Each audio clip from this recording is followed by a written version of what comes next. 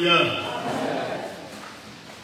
Nous voulons vous saluer ce soir à nouveau dans le précieux et merveilleux nom de notre Seigneur et Sauveur Jésus-Christ. De sa paix, qui supporte toute intelligence, garde nos cœurs et nos pensées en lui. Même si le monde est bouleversé, nous sommes sans crainte, parce que nous avons une espérance vivante, une espérance glorieuse. L'espérance ne trompe point. Vous savez que l'Église, les vrais croyants, n'attendent pas la fin du monde, mais ils attendent le retour du Seigneur Jésus-Christ. Le monde redoute cet événement, mais pour l'Église, il n'y a pas de perspective plus réjouissante que la venue de son céleste époux. La parabole des 10 vierges nous interpelle. Nous lisons Matthieu chapitre 25. La parabole des 10 vierges. S'agissant plus de l'Église. Matthieu chapitre 25, versets 1 à 13. Lisons et respect la parole du Seigneur.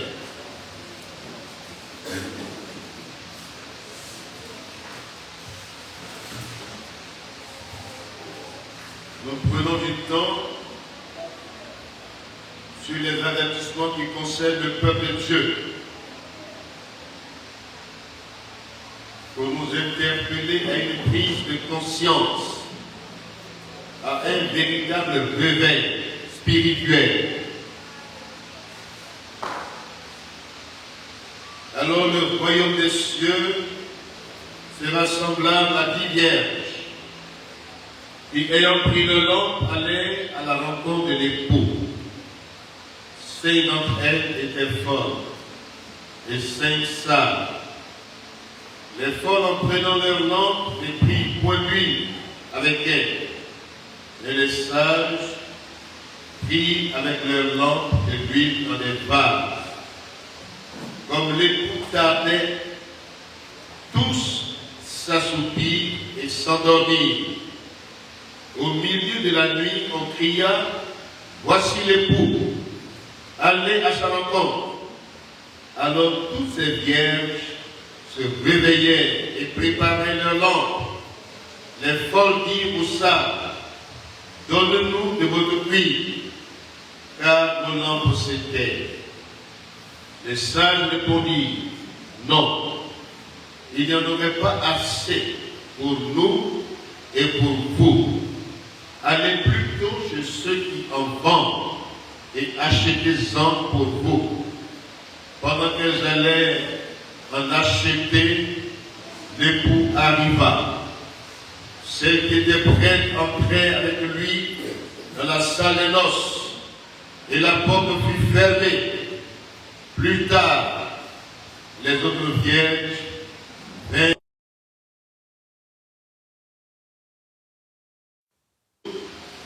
Mais il répondit, « Je vous le dis en vérité, je ne vous connais pas. Veillez donc, puisque vous ne savez ni le jour ni l'heure. Que Dieu bénisse sa parole. » La conclusion du message du dimanche fait référence à ce texte. Dans Matthieu chapitre 7, verset 21 à 23, ce n'est pas tous ceux qui disent Seigneur, Seigneur, qui entreront au ciel, mais seuls ceux qui font la volonté de Dieu. En ce jour-là, beaucoup diront Seigneur, n'ai-je pas fait ceci ou cela en ton nom? Et il leur dira, arrière de moi, car je ne vous ai jamais connu. Et nous voyons en même temps dans ce texte, nous voyons que ces vierges qui sont venues tard et qui ont frappé à une porte déjà fermée, je le dis en vérité, je ne vous connais pas. Le mot veiller apparaît ici encore, parlant de vigilance, parlant d'éveil de conscience, de prise de conscience de notre état spirituel devant Dieu et de la sainteté de Dieu. Si nous invoquons le Seigneur qui est saint, nous devons être aussi dans toute notre conduite, nous devons vivre dans la sainteté. Amen. 1 Pierre chapitre 1, verset 15. 1 Pierre 1, verset 15 que nous lisons. Donc ce n'est pas tous ceux qui invoquent le Seigneur qui lui appartiennent forcément, mais ceux qui font sa volonté. Et quels sont ceux qui font la volonté de Dieu? C'est ceux qui vivent dans la crainte du Seigneur. Amen. Qui marchent selon sa parole. Soyez saints.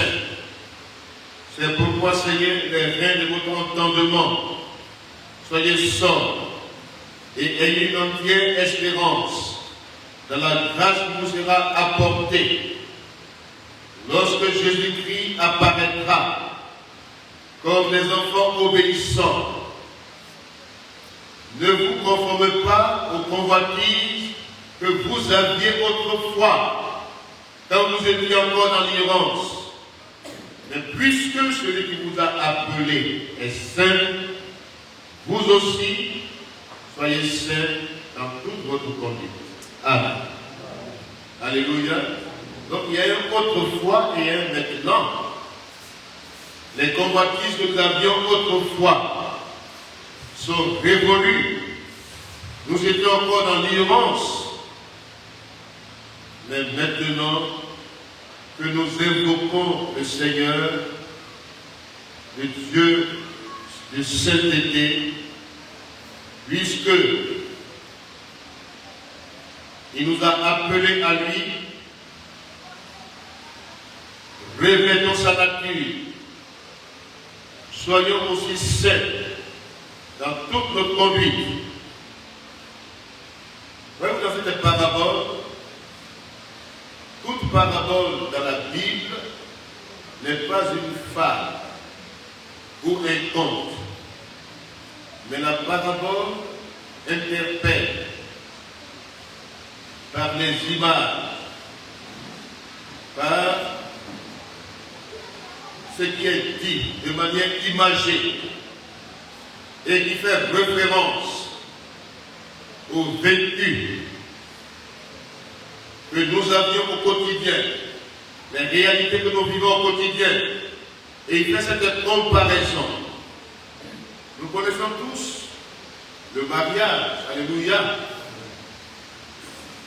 Voyez-vous, pendant le mariage, il y a l'épouse et il y a toutes ces personnes-là qui gravitent autour de l'épouse, qu'on appelle les amis soit de l'épouse ou les amis de l'époux. Et nous voyons cette image ici. L'église est l'époux du Seigneur. Mais cette église est présentée ici sous deux aspects. Les 10 vierges. C'est symbolique. Qui vont à la rencontre de l'époux. Ces femmes qui sont préparées, elles sont préparées. Elles ont mis tous les soins pour aller accueillir l'époux. 5 d'entre elles sont folles. Voyez-vous, la folie ici est significative. Parce que quand on parle de folie ici, on parle d'inconscience. d'insensibilité. On parle ici des personnes qui professent ou qui confessent leur foi, qui prétendent appartenir à Christ, mais dans leur conduite, dans leur vie spirituelle, ils n'ont pas l'image de Christ en eux. Dans leur conduite, dans leur manière de vivre, ils ne reflètent pas l'image du Christ. Ces personnes vivent en se conformant au monde. Ces personnes prétendent connaître le Christ, le confessent même, parlent en son nom, le proclament même, fait des choses en son nom, prie, mais vivent dans la licence, comme les Nicolaïtes, la doctrine des Nicolaïtes. Ils font profession de foi, mais ils vivent dans le désaccord, c'est-à-dire dans le déphasage. Ils ne sont pas anticonformistes. Ils se conforment au siècle présent. Nous vivons un siècle de remise en question des valeurs. Le 21e siècle. Un siècle qui ne considère plus les valeurs morales et spirituelles. Et l'Église dans ce siècle. Voyez-vous, l'Église doit demeurer celle de lumière de la terre. Alléluia. Même si la mouvance actuelle de ce siècle est de remettre en question des valeurs, où il n'y a pas un seul choix, il n'y a pas d'absolu, il y a plusieurs choix éthiques. L'Église connaît la parole de Dieu. Alléluia. Il y a plusieurs chemins. Ne soyez pas comme des gens qui imposent leur doctrine. Il y a plusieurs choix, plusieurs chemins. Mais nous avons Jésus-Christ comme chemin, vérité et vie. Alléluia. Il y a un seul chemin qui mène au ciel. Le seul chemin, c'est Jésus. On ne doit pas entrer dans les compromis et compromissions actuelles, dans des semblants d'unité, d'écuménisme, pour se mettre ensemble avec des non-croyants. Nous devons nous démarquer. Nous devons refléter l'image du Christ. La folie, c'est ça. Quand quelqu'un ne se démarque pas et professe le Christ, et dit qu'il attend le retour de Christ, et qu'il ne vit pas selon la parole de Dieu, selon la volonté de Dieu, il manifeste la folie. Amen. Des soi-disant chrétiens, chrétiens de nom, chrétiens de naissance, chrétiens d'appartenance religieuse, dans les dénominations aujourd'hui, beaucoup de soi-disant chrétiens ont des apparences trompeuses, mais ne reflètent pas l'image du Christ. Aujourd'hui, le tout est permis s'installe, tout est permis. Le libertinage, comme à Corinthe.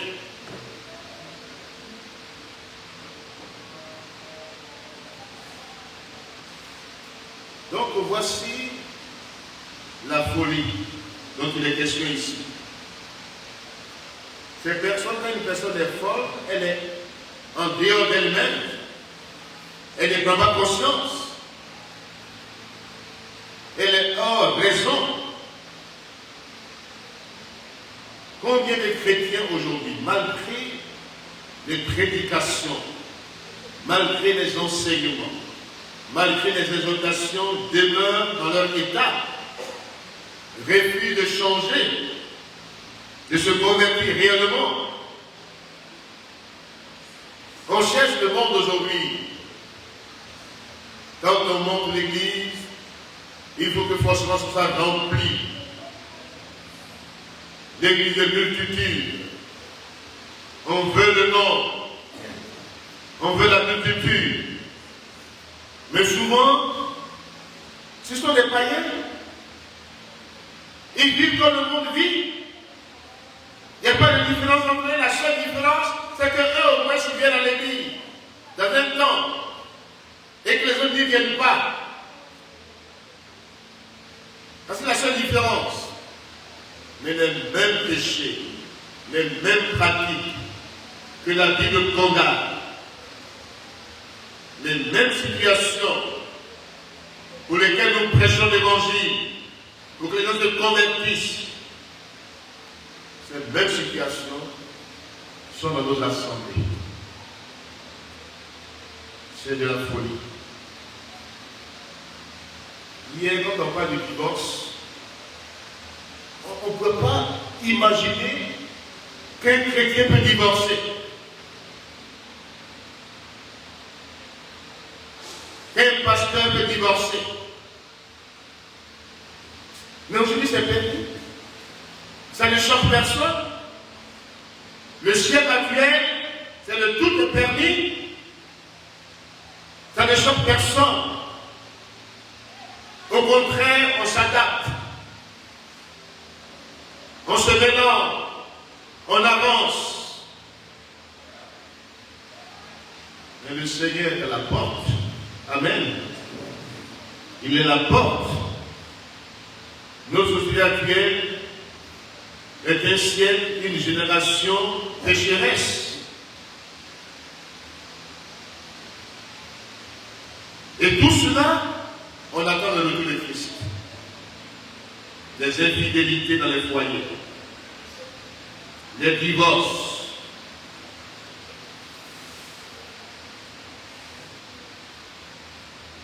les impurs dans la cité et les adultères, l'impudicité, l'adultère, sont des choses qui ne choquent plus quelqu'un. On trouve ça normal. Parce qu'on a des prédicateurs qui disent l'homme ne peut pas être fidèle à une seule femme. Il doit y avoir plusieurs femmes. Et ce sont des doctrines qui ont vraiment de l'audience. Et que même ceux qui sont dans les communautés dites évangéliques sont influencés par les nouveautés. C'est de la folie.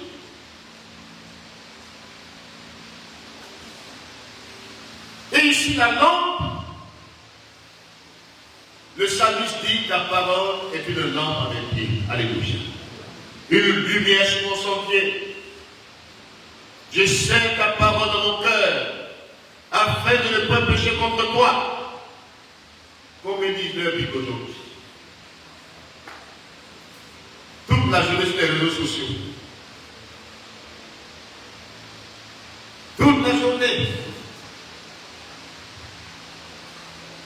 Sur les réseaux sociaux. Qui influencent. Qui sont comme une drogue. On est branchés. Même les gens qui disent, il y a des jeunes gens quand ils les débattent dans la rue, même étant en train de traverser, ils ont leur portable qui regarde. En train de traverser la route. Et souvent, les voitures les corps. Des jeunes filles, des jeunes gens, tu les vois, sur 100 mètres, elle est branchée sur son portable, elle regarde, je ne sais pas qu'est-ce qu'elle regarde, qu'est-ce qu'il regarde, et voici notre siècle présent. Et même on dit maintenant la Bible est devenue, est maintenant sur Internet, le digital, qui vraiment affaiblit même l'inspiration de la parole de Dieu. Parce que dans le digital, tu peux souligner un verset biblique. Tu ne peux rien écrire. Oh, quand vous voyez ma Bible, elle est sale. Amen. Quand vous voyez ma Bible là, vous serez étonné pour dire, mais pourquoi sa Bible est sale comme ça? Il a souligné, il a écrit même dedans.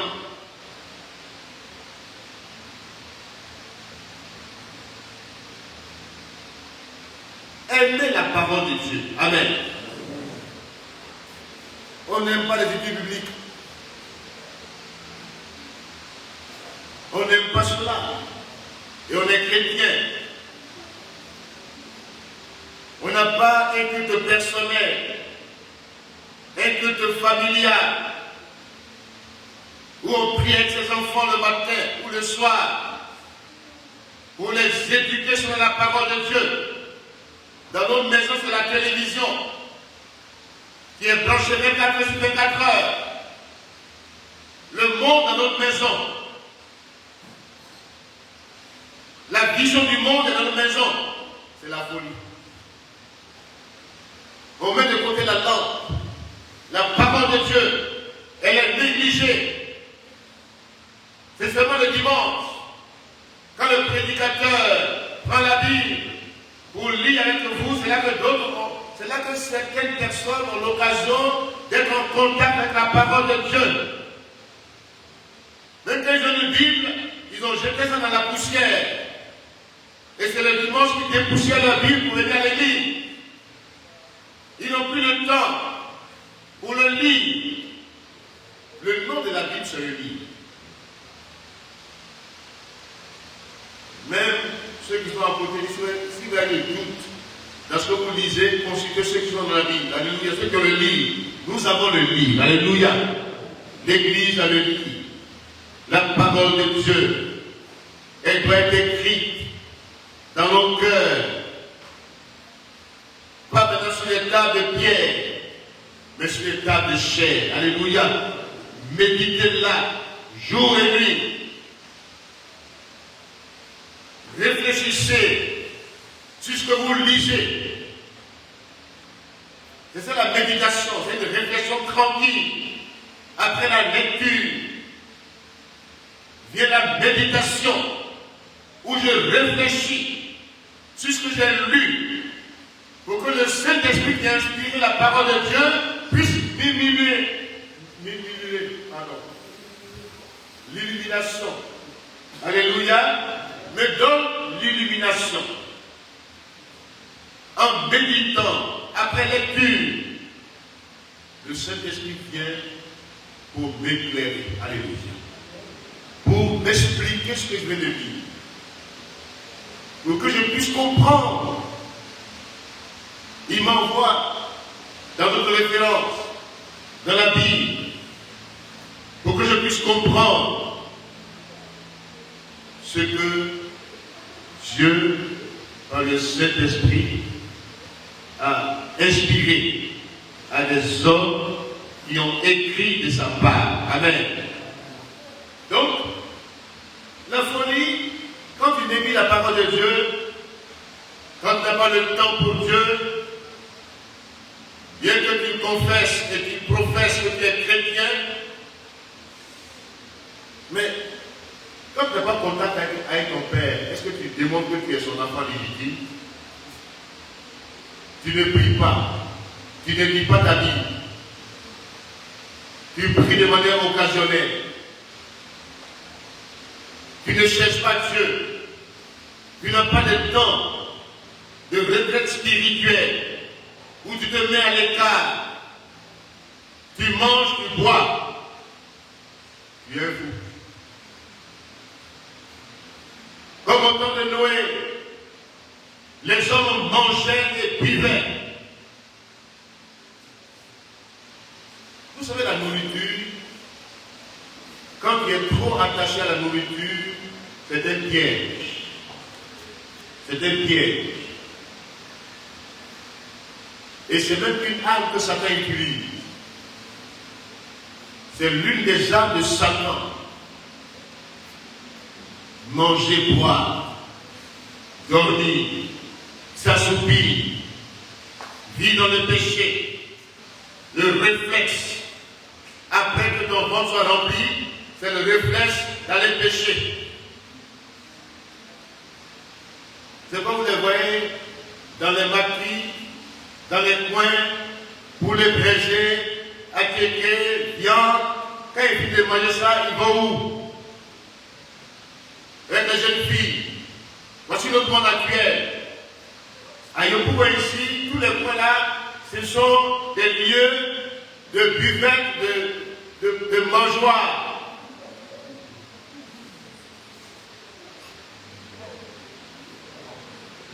Et c'est ce que l'Église aussi n'a pas compris.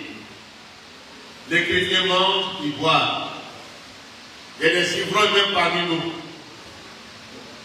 Chrétiens devenus ivrognes. Or, avant, même quand on parle de boissons, c'était rare. Mais aujourd'hui, tout est permis. Tout est permis. Tout est mélangé. C'est un monde de laisser aller. On va à la dérive. Les chrétiens nous sont devenus les plus grands soldats. Des ivrognes. Et ça qui fait qu'aujourd'hui, la notion du péché n'est pas prise au sérieux. Quelqu'un qui n'est pas lucide, qui a mangé, qui a bu, mais devant le péché, il est attiré vers le péché.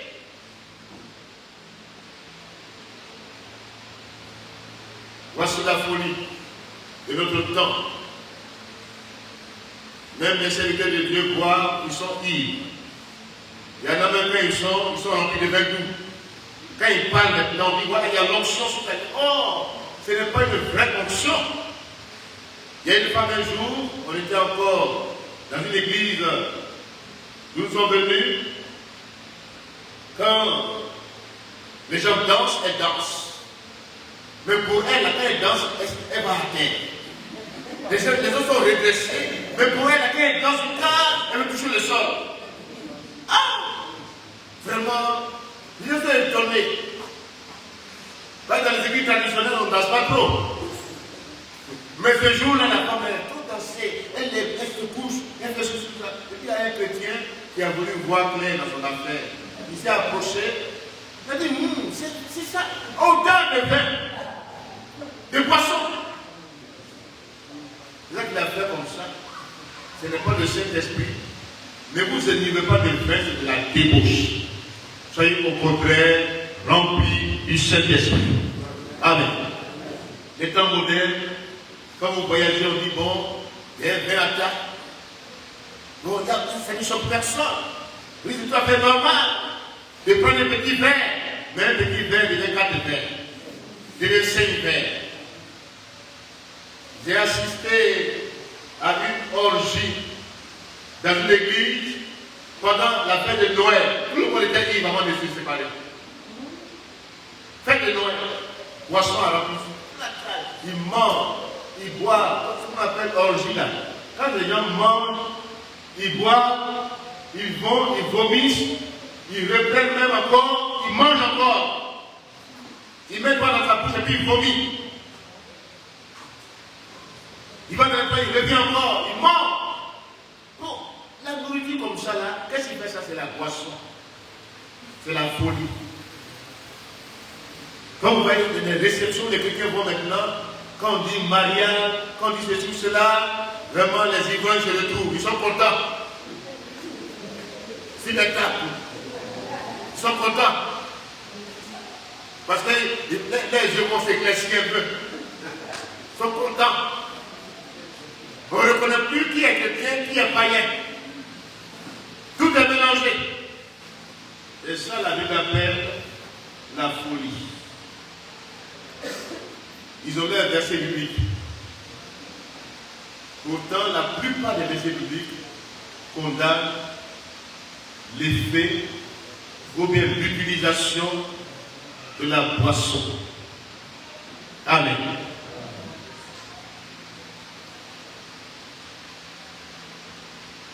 La lampe, c'est la parole de Dieu. Mais lui est le symbole du Saint-Esprit. Amen. Il faut qu'il y ait de l'huile dans la lampe. Alléluia. Parce que même ce que tu lis, qui est écrit, c'est la lettre. La lettre tue. Mais l'esprit vivifie. Amen. C'est le Saint-Esprit qui a inspiré la parole de Dieu. Pour que tu comprennes cette parole, il faut qu'il y ait de l'huile dans ta lampe. La lampe aussi peut représenter ton corps. Pas seulement l'extérieur, la parole de Dieu, mais elle doit être écrite dans ton cœur. Et ton corps doit être le temple du Saint-Esprit.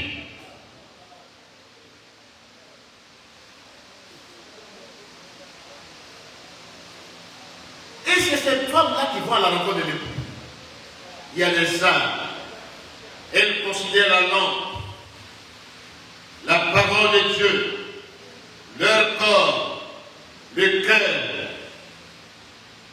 Mais elle dit, ça ne s'arrête pas là.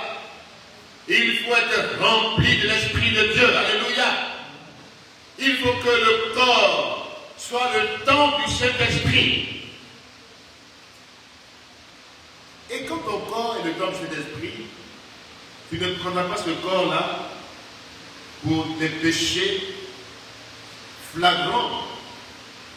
Tu vas craindre Dieu. Alléluia. Les folles et les sages ensemble vont à la rencontre de l'époux d'hier. Les sages sont prévoyants. Alléluia. Et dans le lieu même en réserve, dans le vase, devient un vase d'honneur utile à ton maître. Non seulement ta vie est une lampe, mais devient un vase d'honneur. Dans une grande maison, il y a plusieurs vases. 2 Timothée chapitre 2, verset 21, 23. L'église est une grande maison. Il y a plusieurs vases. Il y a des vases d'un usage de vie, inutile. Mais il y a des vases d'honneur. Amen. Que le chrétien que nous sommes, ou bien que le chrétien que je suis, avant tout, même avant d'être pasteur, tu es d'abord chrétien. Amen. Tu es né de nouveau. Tu es réellement converti. Il y a eu un changement radical dans ta vie. Tu n'es pas n'importe qui. Jésus t'a affranchi. Tu es libéré de la puissance du péché. Tu es enfant de Dieu. Avant même de prétendre être pasteur, nous sommes tous des chrétiens. Et le chrétien doit être le reflet. C'est un petit Christ. Il doit refléter l'image du Christ. Il doit être le temple du Saint-Esprit. Alléluia. Voyez-vous, c'est 2 catégories de personnes dans la communauté présentées ici par le Seigneur. L'église des multitudes, l'église des professants, l'église des croyants. Et aujourd'hui, ces dénominations sont diverses. Les gens aujourd'hui sont attachés tellement aux dénominationnels qu'à Christ. Quand tu vois un chrétien, quand tu veux évangéliser, il dit je suis chrétien. Tu es de quelle communauté? Il va parler de son leader. Il dit je suis dans tel. Il ne dit même pas l'église, hein. Il dit je suis avec tel leader. Il fait le lieu reflet de cette dénomination où le leader s'affiche.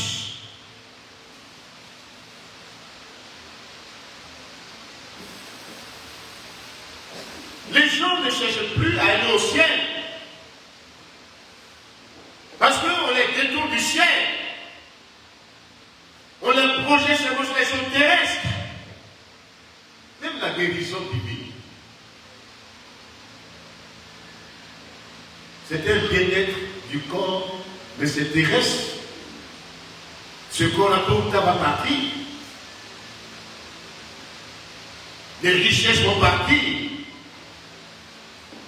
La prospérité va partir. Toutes ces choses vont un jour disparaître. Mais ce qui demeure, c'est la parole de Dieu. Amen. C'est ta foi qui demeure. C'est ton espérance qui demeure. C'est ton amour pour le Seigneur qui demeure.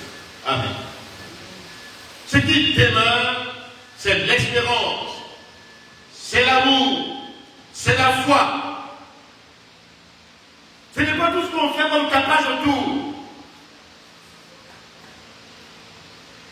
Des bénédictions terrestres sur lesquelles on met l'accent aujourd'hui.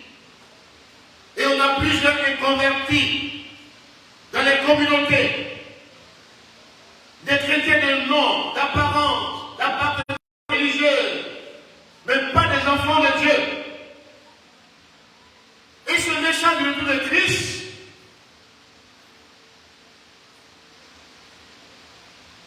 la position spirituelle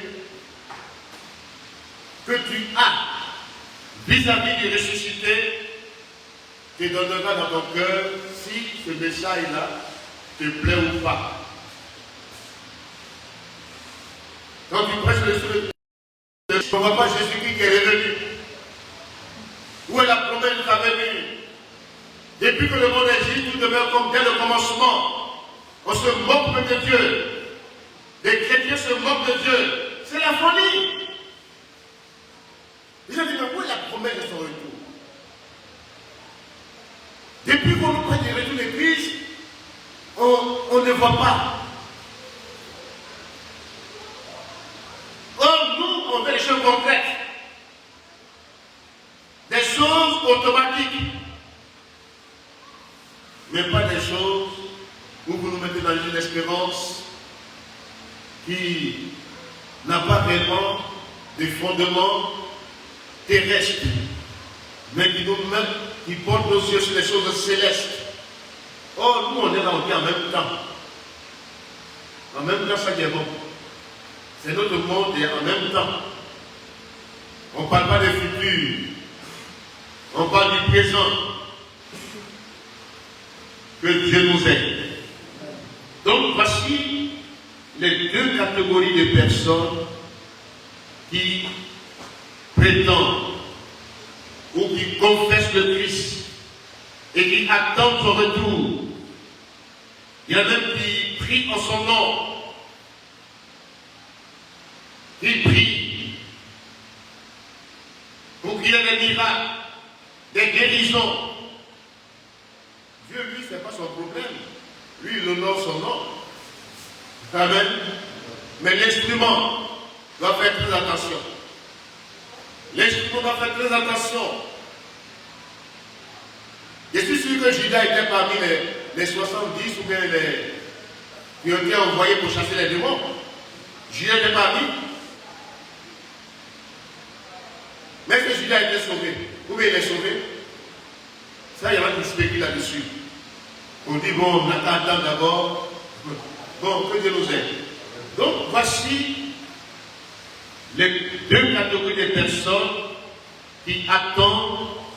Est-ce qu'ils attendent réellement?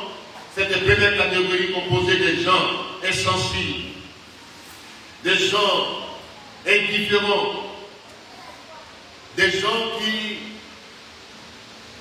ne prennent pas conscience. Le réveil, c'est une prise de conscience. Alléluia. On dit réveille-toi quand tu dors, relève-toi dans tes morts, relève-toi dans tes morts spirituelles. Prends conscience. Le péché entre dans la mort spirituelle. La séparation avec Dieu. Et quand il se réveille, il prend conscience de son état vis-à-vis de Dieu et il voit la sainteté de Dieu. Alléluia. Et il marche la sainteté. On dit qu'il est réveillé. Alléluia. C'est pas qu'il ne dort pas. Même porter nous en réveil, ça veut bien dire. dans ta conduite qu'on voit que tu es vraiment réveillé. Amen. Je suis de telle dénomination, ça ne veut rien dire. Mais est-ce que tu vis la parole de Dieu? Est-ce que tu marches dans la volonté de Dieu?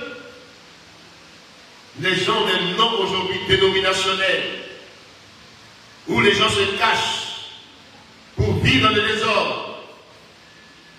Plusieurs se cachent. Que Dieu nous aide aujourd'hui. Nous sommes à la fin des temps. Jésus est à la porte. Quand une femme a conçu, même l'enfant qui est dans son ventre, même s'il a il a 2 semaines, il est un être vivant. Amen. Si vous l'avortez, vous êtes un criminel. Le fœtus, c'est un être vivant. La vie est déjà semée. Et aujourd'hui, on légalise l'avortement. On dit, on est content. Un monde de criminels. Nous verrons cela en détail. Quand on va arriver sur les avertissements concernant le monde, mais nous sommes d'abord dans l'Église. Que l'Église refuse de se conformer à ce siècle présent. Ne vous conformez pas au siècle présent, mais soyez renouvelés dans votre intelligence, dans votre réflexion. Discernez quelle est la volonté de Dieu. Offrez-vous au Seigneur comme un sacrifice vivant. Alléluia. Afin que vous discerniez quelle est la volonté du Seigneur. Aujourd'hui, beaucoup ne cherchent plus à faire la volonté de Dieu. Ils ne discernent plus la volonté de Dieu. Ils sont chrétiens, suivistes, mangeurs, mais pas des disciples. Devenez disciples du Seigneur Jésus-Christ. Amen. Donc voici ces 2 groupes de personnes qui composent la maison de Dieu, visible, surtout la maison invisible, l'église, le corps de Christ, ceux qui appartiennent à l'église dans son vrai sens, le corps de Christ, sont sauvés. Amen. Alléluia. Tu peux appartenir à une dénomination et être perdu.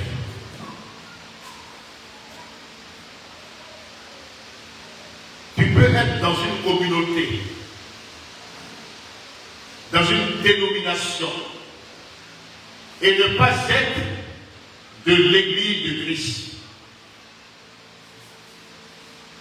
Vous m'entendez ce soir?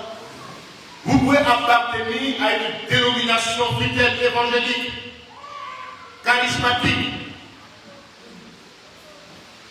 et ne pas appartenir à l'église de Jésus-Christ. Vous pouvez être dans une communauté et ne pas être de l'église de Christ. Voici les 5 folles. Elles sont dans la communauté qui attend où l'évangile est prêché, mais elles n'ont pas vu dans leur langue, elles n'ont pas conscience de leur relation avec le Seigneur lui-même. Elles ne sont pas des lampes qui éclairent leur milieu. Elles ne sont pas le sel et la lumière. Elles sont confondues. Des lucioles. Chrétien luciole n'est pas chrétien authentique. Amen. Vous connaissez la luciole, elle a une petite lumière. Une petite lumière qui on ne sait pas si ça éclaire quoi, ça n'éclaire rien. C'est confondu avec les ténèbres. devenez chrétiens, lumière du monde. Alléluia. Vivez la parole de Dieu. Mettez-la en pratique. Craignez l'Éternel. Ne soyez pas de ceux qui confessent seulement, qui professent, qui apparemment se disent appartenir à une dénomination et qui vivent dans la licence. Craignez l'Éternel. Alléluia. Craignez Dieu. Jésus surprend ces deux groupes de personnes. Elles sont surprises. Nous serons tous surpris. Personne ne connaît plus le jour ni l'heure du retour de Christ. Amen. Nous serons tous surpris. Mais il y en a qui seront surpris de manière désagréable. Mais il y a d'autres groupes qui seront surpris de manière agréable. Alléluia. Désagréable parce que au milieu de la nuit, on dit voici l'époux. Au milieu d'une confusion, d'un bouleversement, d'un chaos, d'une crise,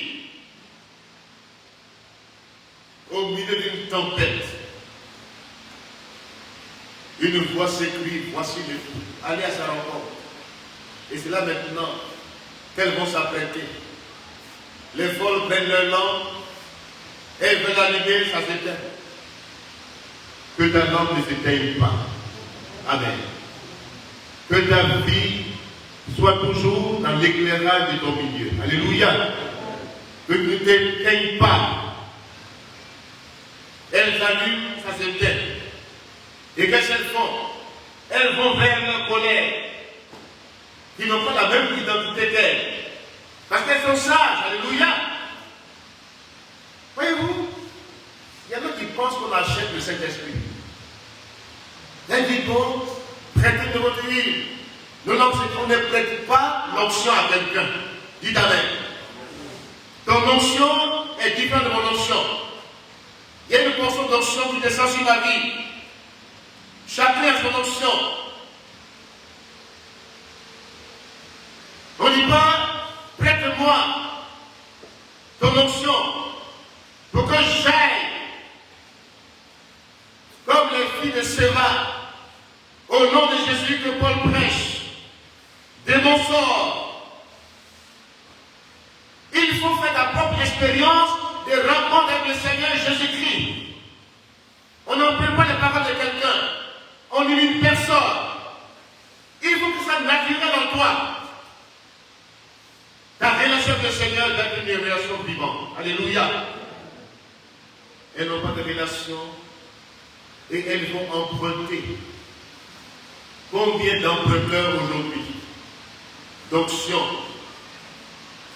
Combien d'imitateurs aujourd'hui? Combien qui veulent imiter, qui ne sont pas eux-mêmes, qui n'ont pas leur propre identité en Christ et qui fabriquent des identités qu'ils voient ailleurs. Combien aujourd'hui veulent faire comme celui-ci, comme celui-là, parler comme celui-ci, comme celui-là, les mêmes gestes. Combien sont à la recherche d'une crise identitaire, refusent d'avoir leur propre identité en Christ, dépendance identitaire, crise identitaire, imitation. Combien aujourd'hui qui ne jugent pas l'homme? Combien? Et puis aussi, quand quelqu'un ne te traite pas, parce que ça ne me suffit pas, et puis il te dit va acheter, est-ce qu'on achète l'onction? Combien de vendeurs d'illusions dans nos églises? Combien de faux prophètes aujourd'hui? Combien de faux ministères aujourd'hui qui vendent l'onction, qui commercialisent la grâce de Dieu? Combien aujourd'hui?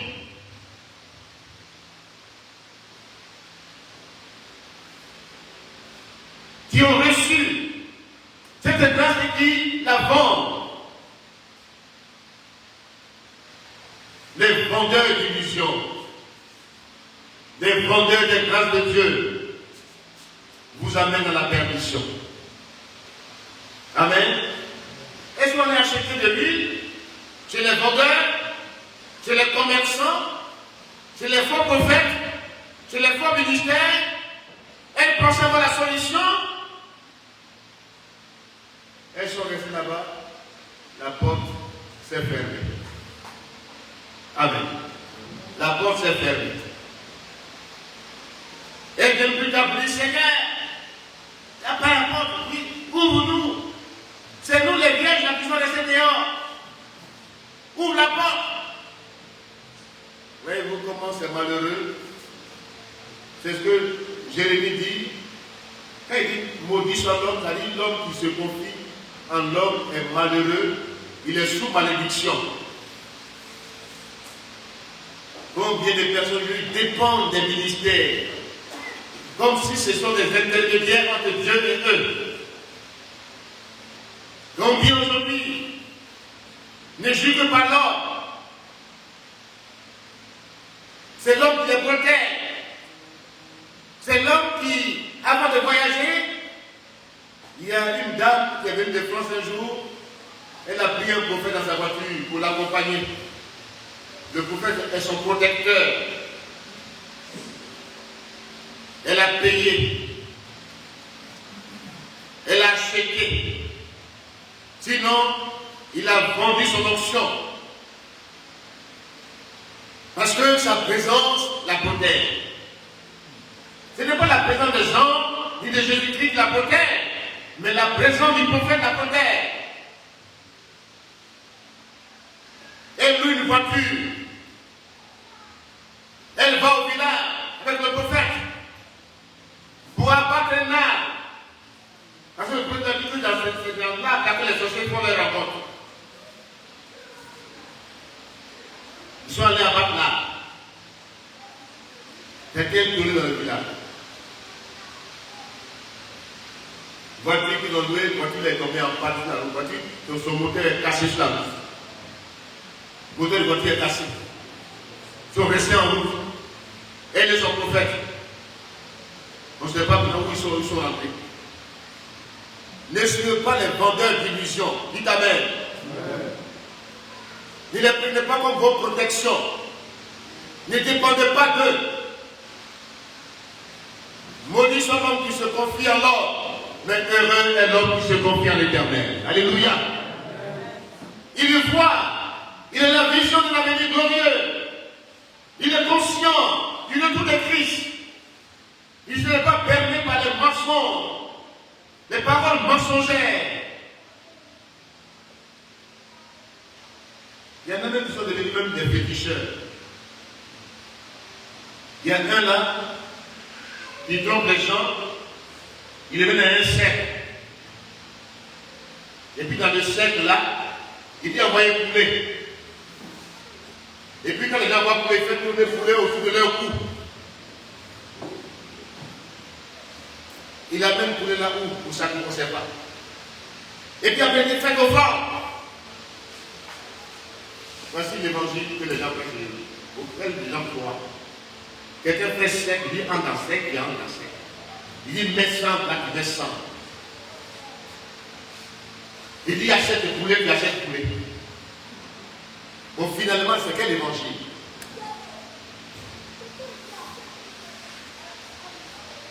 Et c'est à ça qu'on croit.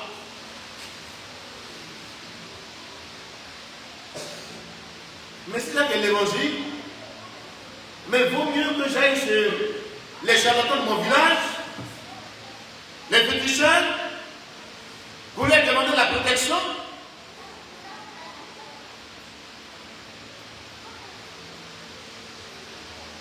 Il y en a un qui lave le pied des gens, de laver le pied.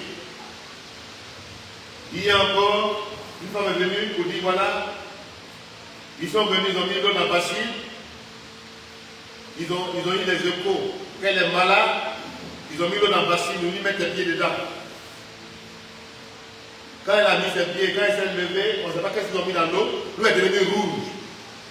Je dis voilà, les maladies qui sont dans le corps là sont descendues dans l'eau. L'eau est devenue rouge. Or, c'est quand elle s'est levée là qu'ils ont mis un produit dans l'eau. Et puis on dit bon, pour que ce n'est pas tout qui est sorti de ton corps. Il reste encore des maladies. Mais pour que ça sorte, donne 1,5 million.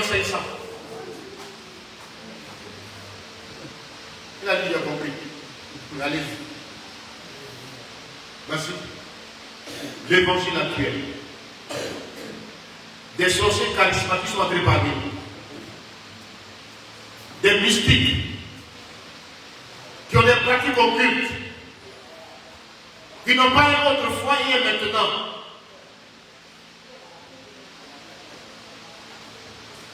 Et qui trompent les gens.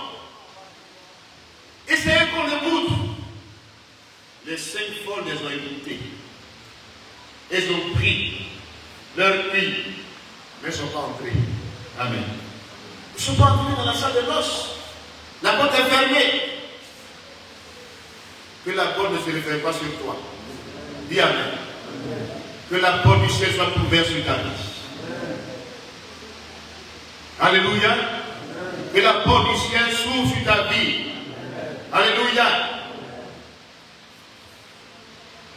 Et ils disent, mais ouvre la porte, Seigneur. Je vous dis la vérité. Quand Christ parle comme ça, il met vérité dedans. C'est que c'est quelque chose qui est arrêté. Que rien ne peut changer. Il dit en vérité, je vous le dis. Mais je vous dis la vérité. Je ne vous connais pas. Ouais. La même conclusion du message du dimanche. Où ils ont dit, Seigneur, n'avons-nous pas fait ceci en ton nom? N'avons-nous pas chassé les démons en ton nom? N'avons-nous pas opéré les miracles en ton nom? Il dit, je ne vous ai jamais connu. Pour eux-mêmes, c'est jamais. Mais ici encore, elles sont restées à la porte. Veillez. Vous ne savez ni le jour ni l'heure. Soyez vigilants. Soyez conscients. Réveillez-vous. Pas un slogan, mais des principes de vie, des valeurs dans lesquelles vous vivez pleinement avec Christ. Alléluia. Pour ce soir, c'est là que je vais m'arrêter. Il y en a qui dorment déjà. Eux, quand ils viennent à l'église, parce que ça, là, ça ne les intéresse pas. C'est quand ils trouvent l'occasion pour dormir. Ce soir, réveille-toi. Amen. Réveille-toi. Refuse l'assoupissement. Refuse le sommeil. Mais surtout le sommeil spirituel. La mort spirituelle. Ne professe pas seulement le Christ, mais vis sa parole. Puisque celui que vous appelez est saint, soyez aussi saint dans toute votre conduite. Que le Seigneur bénisse sa parole. Amen.